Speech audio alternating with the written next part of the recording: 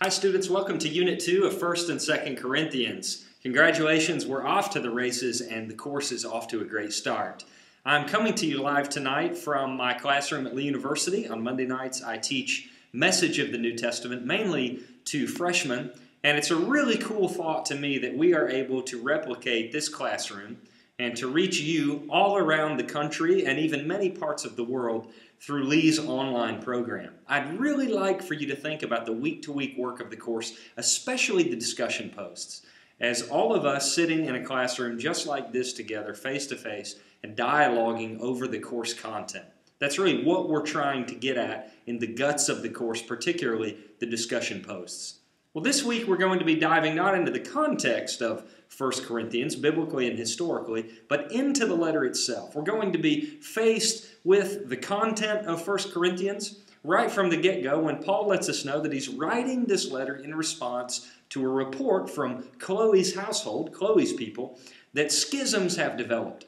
These schisms are related to rival leaders in the first century Corinthian church, and they're also related in some way to differing views of baptism.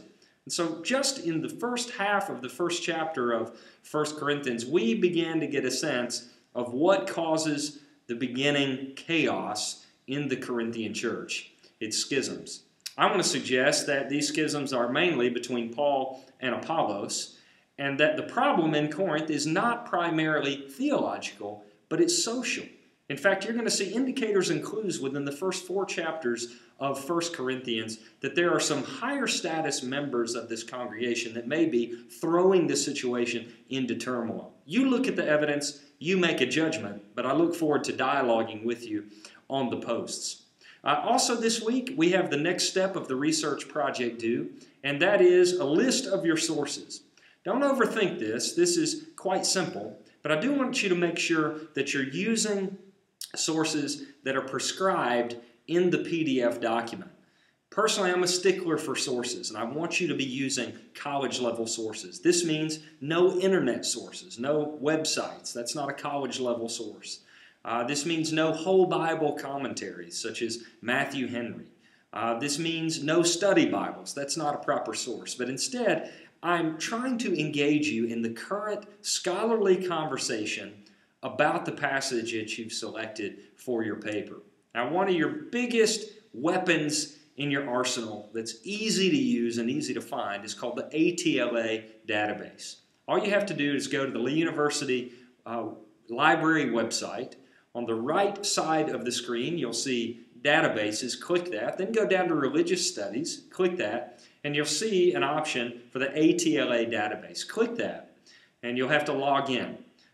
The user ID for each and every one of you, you've paid for it through your Lee tuition, is Fall 2013, Fall 2013, all lowercase, and the password is Spirit, all lowercase, S-P-I-R-I-T.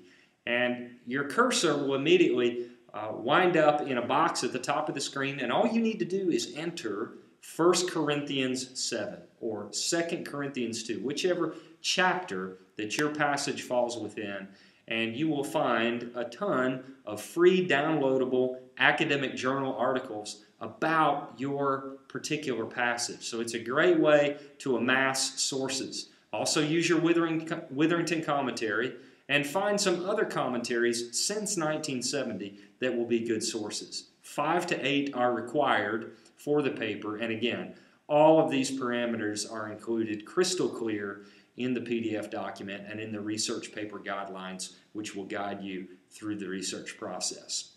Remember, we're not asking to turn in any actual research, simply a list of sources so that I can vet those, make sure they look good, and also offer any suggestions that might be helpful to you from my end.